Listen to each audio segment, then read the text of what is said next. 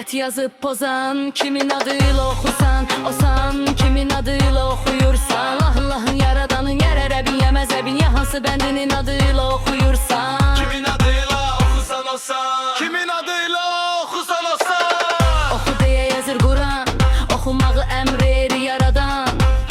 Nə oxudun, nə anladın, dinə qaynağı aldın haradan. Oxu, amma yalnız səsi yox, yalnız hədisi yox, tək hadisəni yox, Quranı da, mənanı da.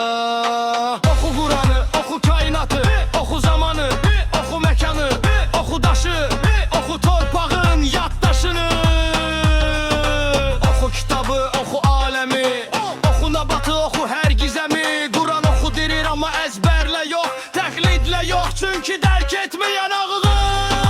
Kitabda yüktür, umursa anlamırsa o ağır çürüktür. Çünki dərk etməyən ağıla kitabda yüktür, oxumursa anlamırsa o ağıl çürüktür. Oxu